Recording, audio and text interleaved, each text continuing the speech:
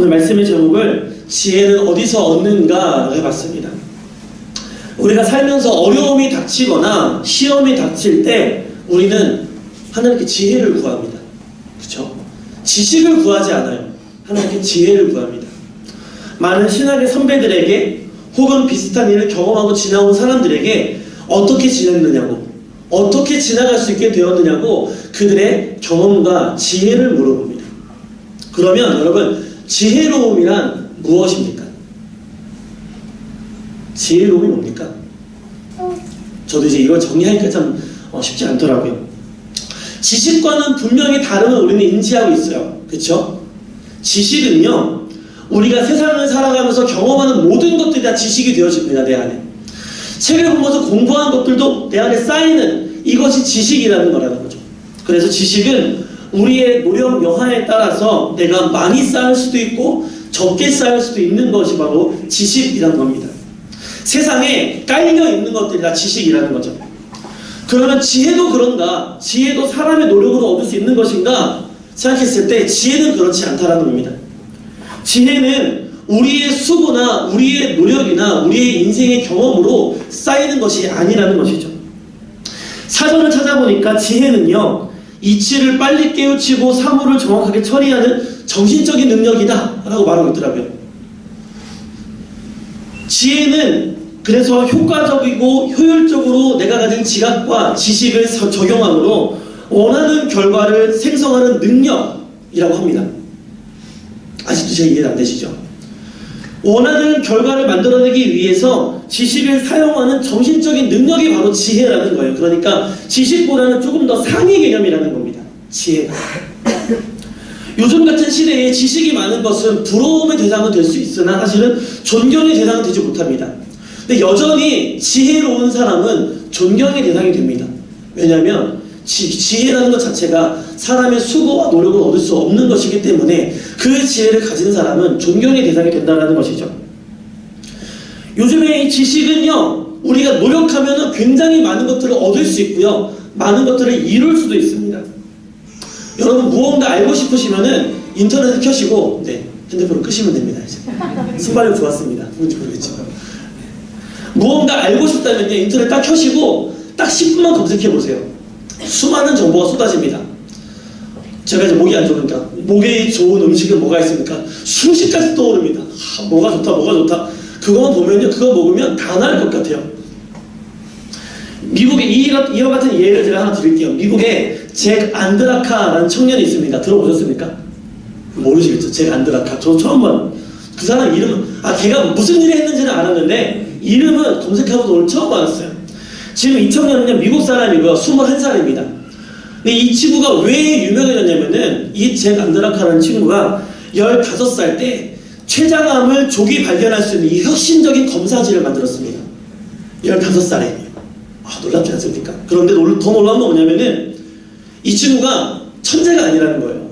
우리가 똑같은 일반적인 사람이라는 거죠. 기본에 췌장암을 발견하기 위해서는 검사 비용으로 700불에서 800불을 써야 했습니다. 한 7, 80만원? 적은 돈이 아니죠. 그렇죠? 그런데 이 청년의 발견으로 해서 이 검사 비용이 단 3센트로 줄었답니다. 얼마입니까? 한국 돈으로? 한 30원? 그쵸? 7, 80만원 들던 돈이 30원이면 누구든지 검사할 수 있게 되었고, 더 놀라운 것은 검사 시간이 단 5분이면 된다는 겁니다. 기존의 검사보다 168배 더 빠른 검사가 가능해졌다는 거예요. 그리고 더 큰 장점은 기존의 검사보다 90% 이상 정확한 검사 결과를 보여준다는 거죠. 이 일을 해낸 친구가 15살짜리 이 친구라는 거예요. 근데 이 친구 말씀드렸죠. 천재가 아닙니다. 우리랑 똑같은 사람이에요. 그러면 그가 이와 같은 일을 어떻게 할 수 있었는가? 바로 인터넷 검색이라는 겁니다. 여러분, 나는 왜 그 일을 하지 못했나? 자괴감이 들 필요가 없어요. 이 친구가 왜 이 일을 하게 됐냐면은, 아버지의 친구, 삼촌처럼 여기던, 친삼촌 여기던 한 분이 췌장암으로 돌아가신 거예요. 너무너무 사랑하는 이웃이 죽자 내가 더 이상 췌장암으로 사람이 죽는 것을 내가 보지 못하겠노라 해서 어떻게 하면 이거를 조기 발견할 수 있을까? 막 검색을 시작한 거예요.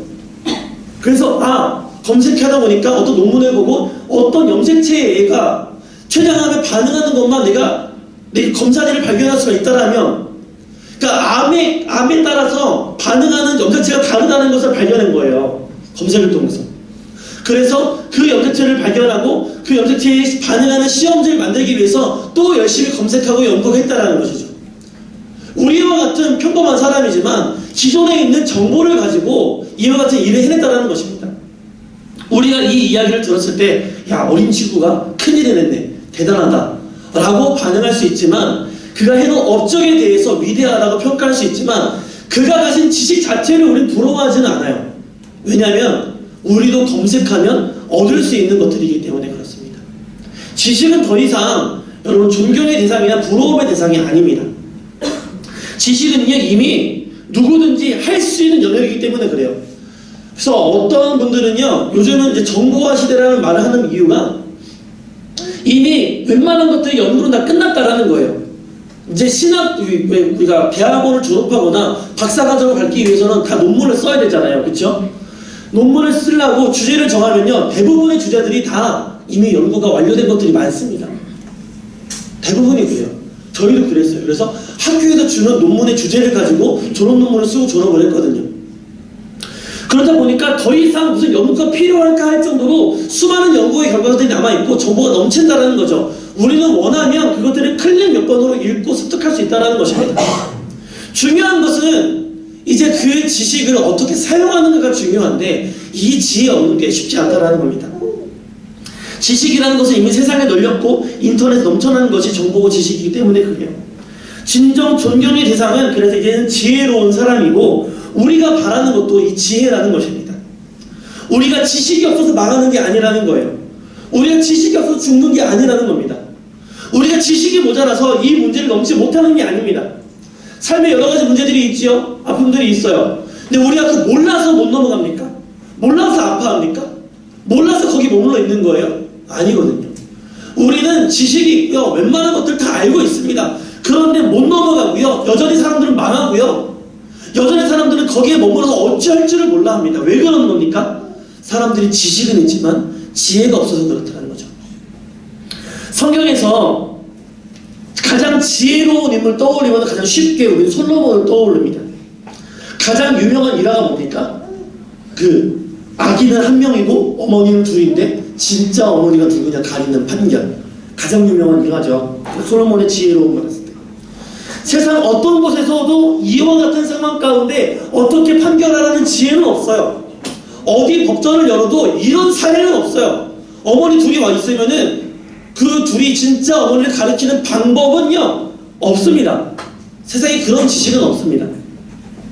아까도 말씀드렸던 것처럼 지혜는 원하는 결과를 얻기 위해서 지식을 사용하는 정신적인 능력이라고 말씀을 드렸어요.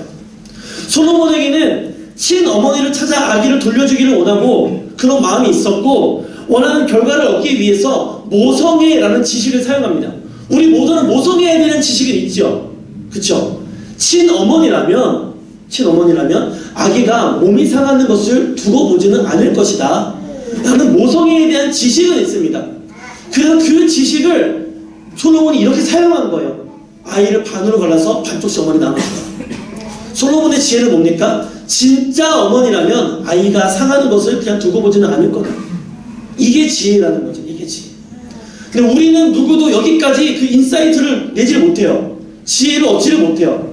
이것은요, 우리가 경험으로 얻을 수 있는 것이 아니기 때문에 그래요. 어떤 공부로 얻을 수 있는 것이 아니기 때문에 그래요. 말 그대로 누군가 우리에게 쥐어주어야만 할 수 있는 것이, 얻을 수 있는 것이 지혜이기 때문에 그렇습니다. 그러면 이와 같은 지혜로움은 어떻게 얻을 수가 있겠습니까? 우리가 지혜를 얻기 원하는데, 그러면 내가 오래 살면, 내가 그런 많은 것들을 경험하면 내가 지혜로워질까요? 뭐 그럴 수 있죠. 많은 일을 경험하고 많은 일을 지나오면은 지혜가 있다라고 말할 수 있어요. 많은 어르신들을 우리가 그분이 학식이 깊지 않음에도 불구하고 우리가 존경하는 이유는 뭐냐면은 그분이 살아온 인생의 연륜이 있기 때문에 그렇죠. 그런데 여기서 말하는 지혜는 그게 좀 다릅니다. 욥기 우리가 너무 잘 아는 내용입니다. 뜻을 알 수 없는 욥을 향한 그 고난을 욥의 세 친구들은 너의 죄 때문이다 라고 정죄했습니다. 그리고 회개를 촉구합니다. 하지만 욥의 입장에서는 도무지 내 죄를 모르겠는 거예요. 내가 어떻게 무슨 죄를 지어서 이런 일이 있는지 모르겠는 거죠. 그리고 그들의 대화가 끝나자 비로소 등장하는 인물이 있는데 그 사람이 바로 엘리후입니다. 엘리후는 스스로를 소개하기를 욥기 32장 6절을 보시면 나는 연소하고 당신은 연로하니 라고 말합니다. 지혜는 엘리후가 생각하기를 지혜는 지금 우리가 생각하는 것처럼 그 연로한 것에서 나이가 많음에 따라서 인생의 연륜이 쌓임에 따라서 지혜는 얻는 것이라고 생각했었어요. 엘리후도. 그런데 그 인생의 선배들 나와 나이 많은 사람의 대화를 계속해서 길게 들여다보니까 야 이것 봐라 나이가 많다고 지혜가 있는 게 아니네 그러는 거예요. 그리고 그들의 대화의 지혜의 없음을 보고 어떠한 문제도 해결할 수 없음을 보고 그가 이렇게 말합니다. 욥기 32장 9절입니다. 어른이라고 지혜롭구나 노인이라고 정의를 깨닫는 것이 아니니라. 여러분 나이 많다고 지혜로운 게 아니에요. 나이 많은 연륜은 쌓이죠. 말 그대로 연륜일 뿐입니다. 그 연륜을 가지고 하나님을 알게 하는 그 생명까지 이르지 못하면 그건 지혜 아니라는 겁니다. 노인이라고 정의를 깨닫는 게 아니라는 겁니다. 나이 많다고 내가 오래 살았다고 내가 신앙생활 10수년 했다고 죄송합니다. 나이 많으신 분들을 제가 타겟팅해서 막 뭐라 하는 게 아닙니다. 여기 써있잖아요. 일단 오래 살았다고 해서 제가 학생들에 대해서도 내가 너보다 20년 더 많이 살았다고 해서 내가 너보다 지혜 있다고 말할 수 없는 거예요. 무슨 말씀인지 아시겠죠? 내가 정의롭다 말할 수 없는 겁니다. 지혜는 오래 살았다고 많은 것을 경험했다라고 더 지혜로워지는 게 아니라는 겁니다. 우리가 읽은 28장은 바로 이와 같은 이야기를 하고 있는 것입니다. 지혜는 그렇게 얻을 수 있는 것이 아니다. 이 이야기를 28장에 하고 있는 거예요. 욥기 28장은 사람이 얼마나 능력 있는 존재인지를 말하고 있습니다. 사람이 은과 금이 나는 것을 알아요. 여러분 땅 파면 거기에 금 섞여 있는 거 여러분 아세요? 일정 지역에서는 땅을 파고 흙을 파면요 거기에 금이 섞여 있어요. 그래서 막 이게 물로 씻어내면은 사금이라 그러죠. 금이 남아요. 한국에는 뭐 그 사금 채취하는 카페도 있다고 하더라고요. 별게 다 생겨요, 맞아. 아무튼간에 그런 금을 존재하는 것을 사람이 알고 그거를 정제해낸다. 여러분 그 욥 살던 그 시대에 은을 만들고 금을 만들고 여러분 얼마나 대단한 능력입니까? 그리고 근데 그거로 끝이 아니에요. 3절에 보시면 사람은 어둠을 뚫고 모든 것을 끝까지 탐지해서 어둠과 죽음의 그늘이 있는 광석도 탐지한다. 제가 생각하기에 이것은요 다이아몬드를 말하는 것 같습니다. 이건 지금 전적으로 제 생각이에요. 끝까지 탐지해서 어둠과 죽음이 있는 그 그늘이 있는 광석 뭘까요? 가장 깊은 곳에 생성되는 광석 이거 다이아몬드거든요.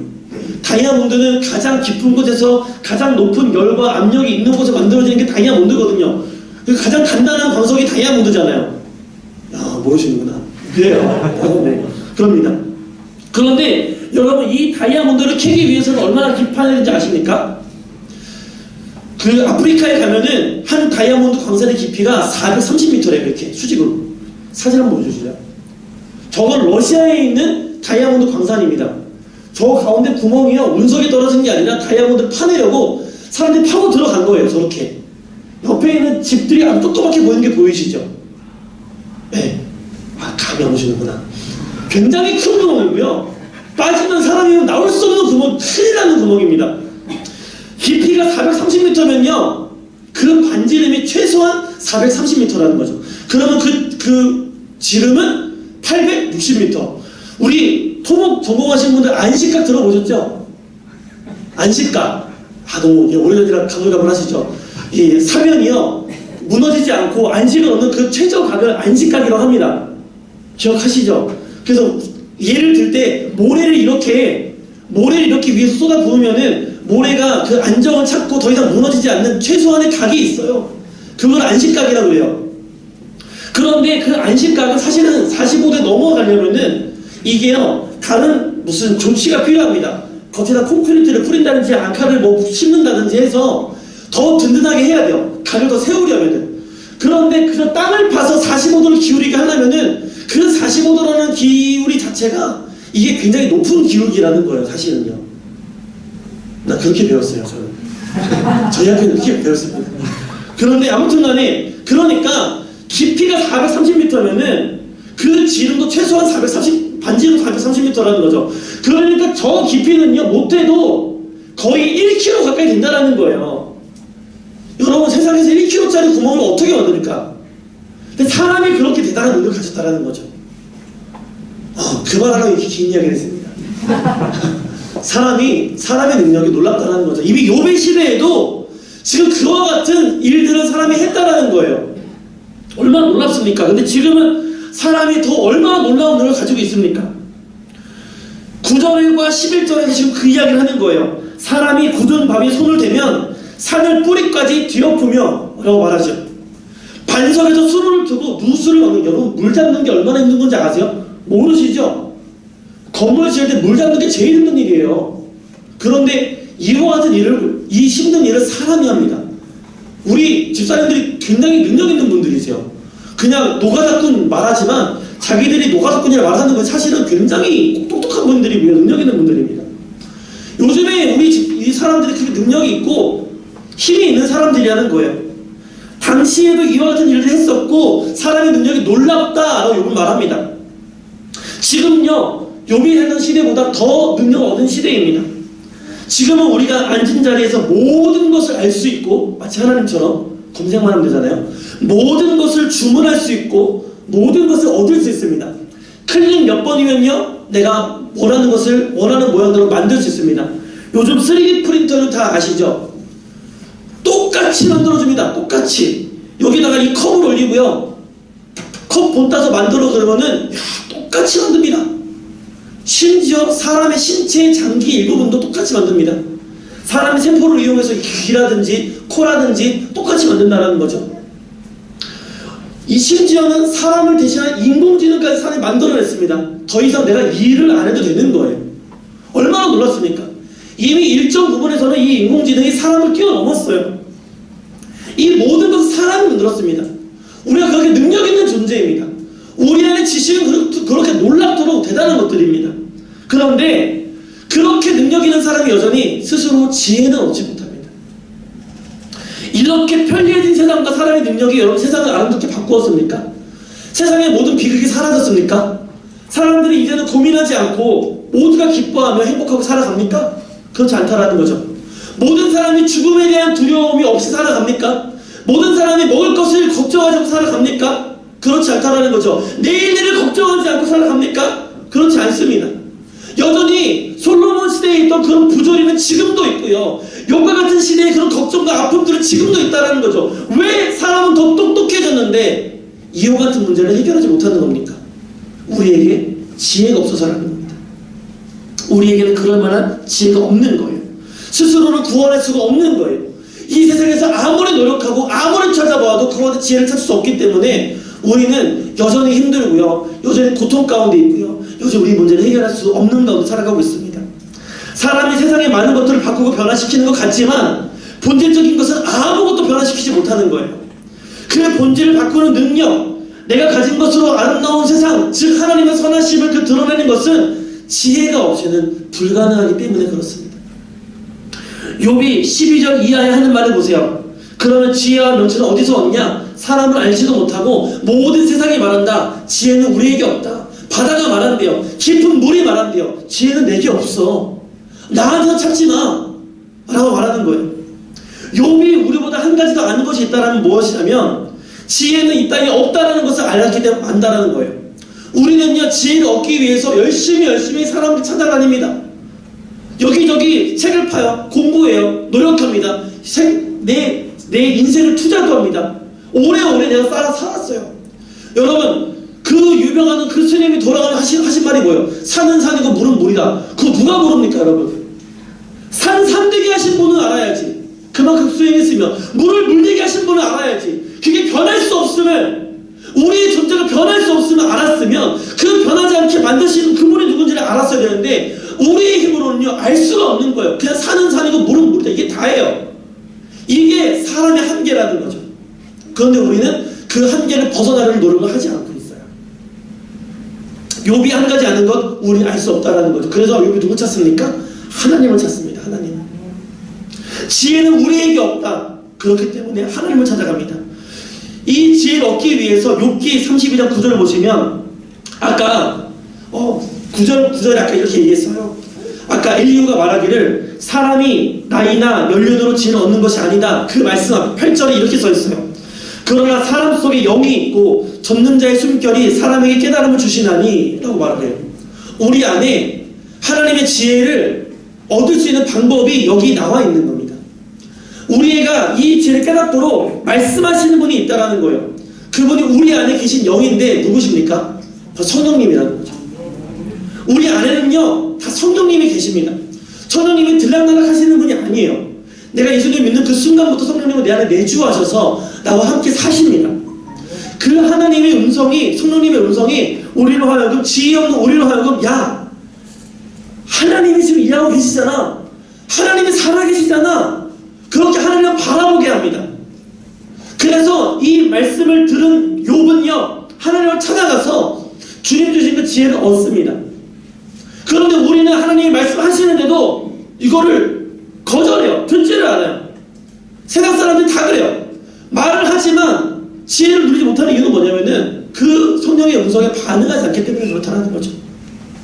사람 속에 영이 하나님을 깨닫게 하시기에 이 깨달음을 얻고 그를 경외하는 자가 지혜를 얻습니다.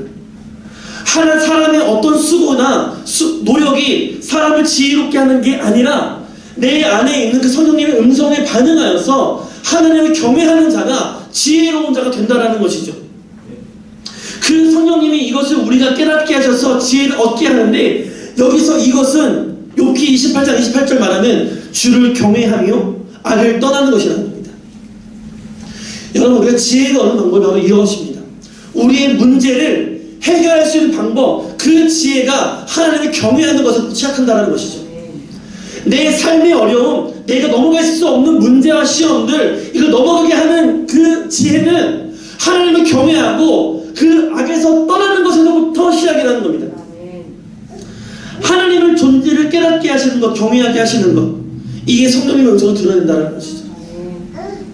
우리가 세상을 두려워하지 않고 하나님을 경외할 때 우리 안에 있는 놀라운 능력과 지식들이 이제는 지혜의 도구가 될 수 있다는 것이죠. 여러분, 여러분이 가지고 있는 지식을 쓸데없다 말하는 게 아닙니다. 여러분이 살아온 그 인생의 연륜이 필요 없다 말하는 게 아니에요. 그런데 그게 지혜로 드러나려면 하나님의 경외하심부터 시작되어야 한다는 것이죠. 모든 것이. 솔로몬이 아무런 지식도 없이 이와 같은 판결을 할 수 있었던 게 아닙니다. 왕의 아들 왕자였잖아요. 얼마나 수많은 교육을 받았겠습니까? 가장 좋은 선생님, 가장 좋은 교보제, 가장 좋은 경험들로 다 배웠을 겁니다. 누구보다 똑똑한 사람, 누구보다 많은 것을 아는 사람이 솔로몬이었을 거예요. 근데 그가 1,000문제를 통하여서 하나님을 경외하는 자가 되었고, 그 경외함을 하나님이 인정하셨고 그에게 지혜를 베푸십니다. 그랬기 때문에 이 모성이라는 지식을 가지고 이와 같은 지혜로운 판결을 할 수가 있었다는 것이죠. 하나님은 하나님을 경외하는 자에게 지혜를 주시고 그를 통해 놀라운 일들을 이루어 가십니다. 우리가 이거 모르지는 않죠. 그렇죠? 다 알고 있어요. 하나님을 경외하는 것이 지식의 근본이라는 거 다 알고 있어요. 그런데 왜 우리는 지혜를 얻지 못합니까? 왜 우리는 지혜롭지 못합니까? 욥이 이 고백을, 28장 고백을 한 시점을 한번 살펴보시기 바랍니다. 28장의 이 시점은 언제냐면요, 세 친구들 먼저 찾아와서 논쟁하는 그 마무리의 시점입니다. 내가 지금 고난의 그 한가운데 있는 그 시점이에요. 욥은 자신이 해결할 수도 없고 이해조차 할 수 없는 그 고난의 한가운데서 오늘 이와 같이 고백하는 겁니다. 야, 나도 능력 있었다. 나 하나님 복 받았었다. 나 재물도 굉장히 많았었고 나 사람에게 인정받는 사람이었었어. 그런데 내가 이 문제를 이해할 수도 없고 해결할 수도 없더라. 내 인맥으로도 내 지식으로도 내가 가진 어떤 능력으로도 해결할 수가 없더라. 바라볼 건 하나님밖에 없더라.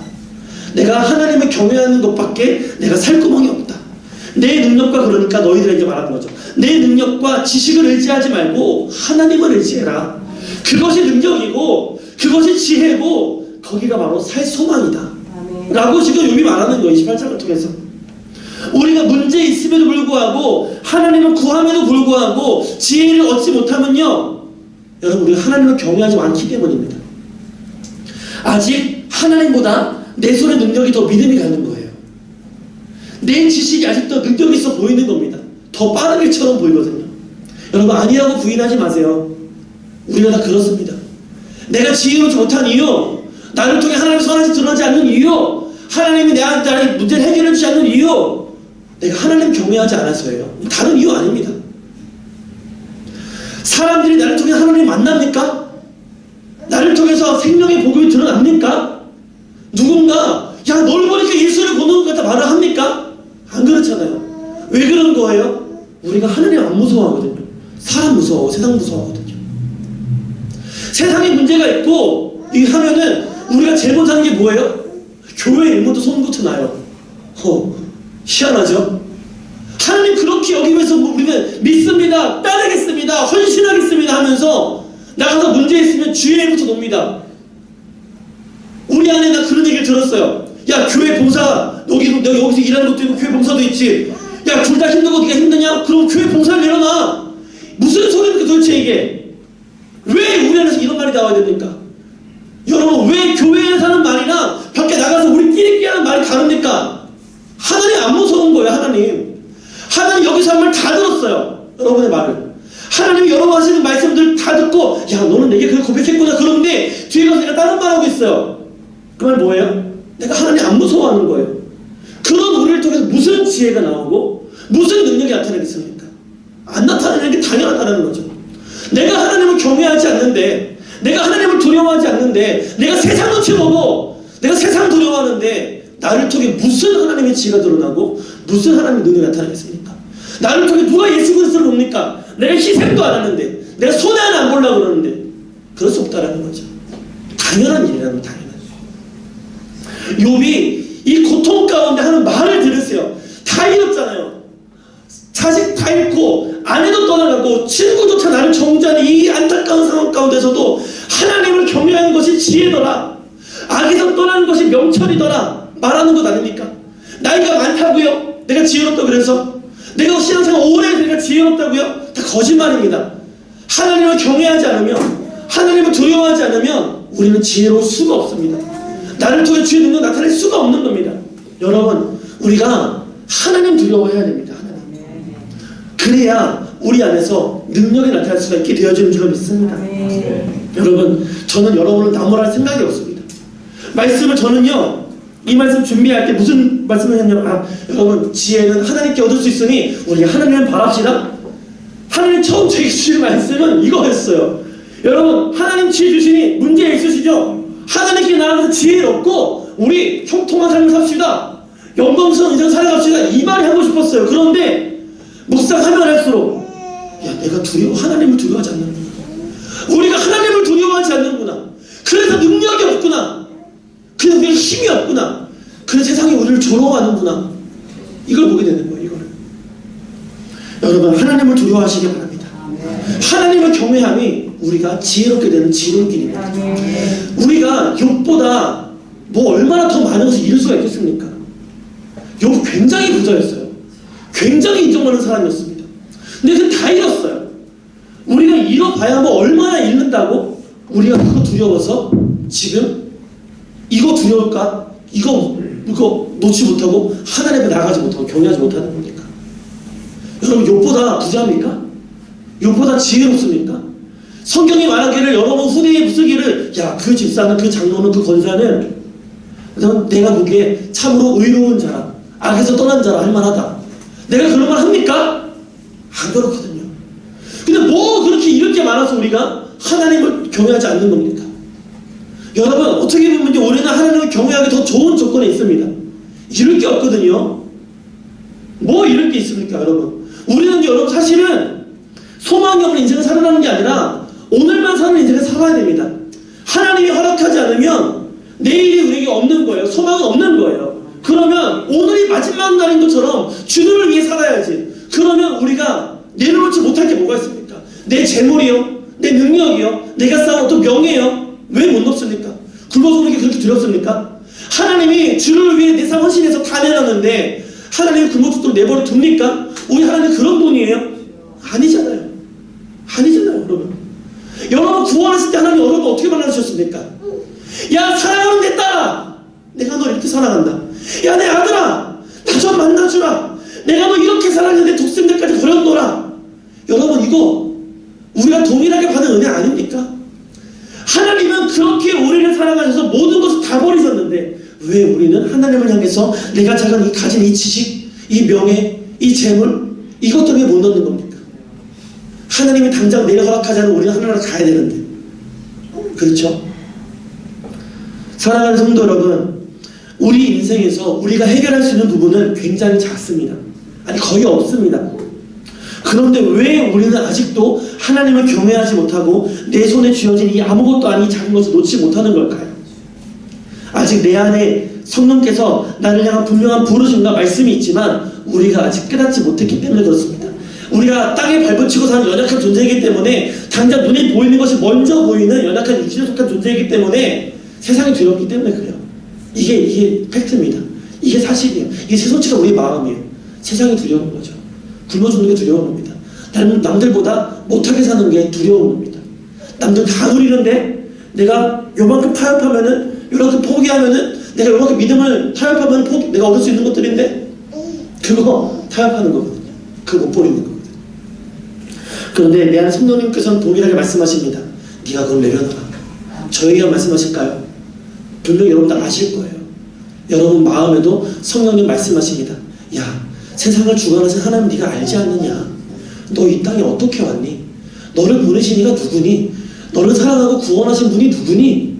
지금도 너에게 이 하루를 허락하시고 이 예배를 받으시는 분이 누구니? 지금 너의 마음에 내 마음의 충동들을 자꾸 찔림 주시는 분이 누구니? 네가 내려놔야 될 것이 뭐니? 찔림 주시는 분이 바로 성령님이라는 것이죠. 그 말씀 앞에 두려움 없이 우리가 삶을 내려놓으면, 그렇게 하나님을 경외하는 삶을 살면 우리가 오늘 이와 같은 지혜를 얻게 되는 것입니다. 삶의 문제를 넘어갈 수 있게 되어지고 내 마음의 아픔들을 해결할 수 있게 되어지고 결국에는 세상에 매이지 않고 하늘에 속한 사람으로서 부끄럼 없이 주께 영광 돌리는 삶을 살아갈 수가 있게 되어진다는 것입니다. 욥이 우리와 다른 점이 있다면 어떤 일도 하나님이 허락함이 없이는 있을 수 없다는 것을 믿었다는 점입니다. 그가 고통 가운데 있지만 이것 또한 하나님이 허락하셨기 때문에 이 가운데서 나는 주를 경외하겠습니다. 고백했다는 것이죠. 이와 같은 욥의 고백을 우리가 함께 할 수 있는 저와 여러분의 복된 삶이 되어지길 바랍니다. 세상이 무엇이 우리를 두렵게 하고 내 삶을 위협할지라도 내가 더욱 하나님을 두려워함으로, 하나님을 경외함으로 그 말씀 앞에 순종할 수 있는 지혜로운 저와 여러분의 삶이 되어지기를 간절히 축원합니다. 그래서 하나님의 지혜로운 백성이 되어서 이 땅 가운데 귀하게 쓰임받는 우리 모두가 되어지고 이 교회가 되어지기를 간절히 바랍니다.